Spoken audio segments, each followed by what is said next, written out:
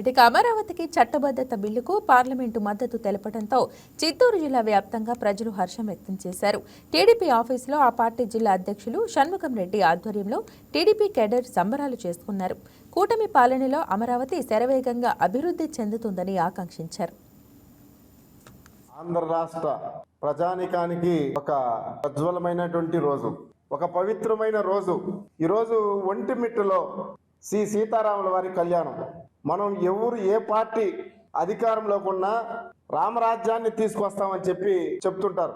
కానీ ఈ రామరాజ్యాన్ని తీసుకురావడానికి కీలకంగా ఈరోజు ఒక దేశ చరిత్రలో 5 కోట్ల మంది ఆశను ఈరోజు వారి యొక్క నిండు మనసుతో ఆశీర్వదించిన రోజు ఇది. జగన్మోహన్ రెడ్డి నాడు ప్రతిపక్షంలో విన్నాను చూశాను అని చెప్పి నాడు కళ్ళబొల్లి మాటలు చెప్పి ఆ రోజు అసెంబ్లీ సాక్షిగా 30,000 ఎకరాలు రాజధానికి కేటాయిస్తే 30,000 ఎకరాలు ఎక్కడ సరిపోతుంది, కనీసం 50,000 ఎకరాలు కావాలని చెప్పి, అందుకే నేను రాజధాని అమరావతినే మీరు సెలెక్ట్ చేయండి, నేను కూడా ఇక్కడే ఇల్లు కట్టుకొని అమరావతిని ఇక్కడే కొనసాగిస్తాం రాజధాని అని చెప్పినట్టు మోసం చేసి ఆ రోజు ఓట్లు దండుకొని 151 సీట్లు తీసుకున్న తర్వాత అదే అసెంబ్లీలో రాజధానిపై మీరందరికీ తెలుసు, ఒక మనిషికి 2 చెవులు ఉంటుంది, 2 కళ్ళు ఉంటుంది, 2 ముక్కు ఉంటుంది.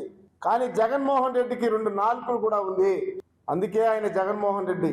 వాళ్ళ ఇంటిని కూడా 3 ముక్కలు చేసినటువంటి జగన్మోహన్ రెడ్డి ఆంధ్ర రాష్ట్రాన్ని కూడా 3 ముక్కలు చేయాలని తపనతో 3 రాజధానుల పేరిట మోసం చేసి ఆంధ్ర ప్రజల ఆకాంక్షను తొక్కేసినటువంటి నాయకుడు జగన్మోహన్ రెడ్డి. అమరావతి రైతులు 1631 రోజులు ధర్నా చేశారు. దాన్ని మొత్తం కూడితే 11. అదేవిధంగా మన 28వ తారీఖు మన అసెంబ్లీలో రాజధాని అమరావతిని ఉండాలని బిల్లు ప్రవేశపెట్టే టైం కూడా 11 గంటల 11 నిమిషాలు. నేడు ఇదే పార్లమెంట్లో ఆ యొక్క తీర్మానాన్ని ఆమోదించడానికి ప్రవేశపెడితే అక్కడ మద్దతిచ్చిన పార్టీలు కూడా 11 పార్టీలు మద్దతిచ్చాయంటే ఇది యాదృచ్ఛికం కాదు, జగన్మోహన్ రెడ్డికి శాపం. ఇది వాస్తవం. ఈరోజు ఈ కార్యాచరణకి నాంది పలికారు. సారాయి అమ్మే వాళ్ళు, జోదం చేసుకునే వాళ్ళు, పేకాట ఆడిచ్చే వాళ్ళు ఎమ్మెల్యేలుగా ఉంటే మళ్ళీ 2024లో ఎలా పరిపాలన జరిగిందో 2019 నుంచి 2024లో మధ్య పరిపాలన జరిగినటువంటి సమయానికి ఈ రోజుకి తేడా మీరు గమనించండి. కాబట్టి ఈరోజు ఈ యొక్క రాజధాని బిల్లు ప్రవేశపెట్టినటువంటి పార్టీల కూటమి ప్రభుత్వానికి జిల్లా తెలుగుదేశం పార్టీ తరఫున వారికి కృతజ్ఞతలు తెలియజేసుకుంటున్నా.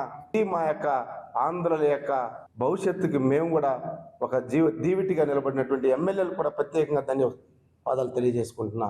జై హింద్, జై అమరావతి.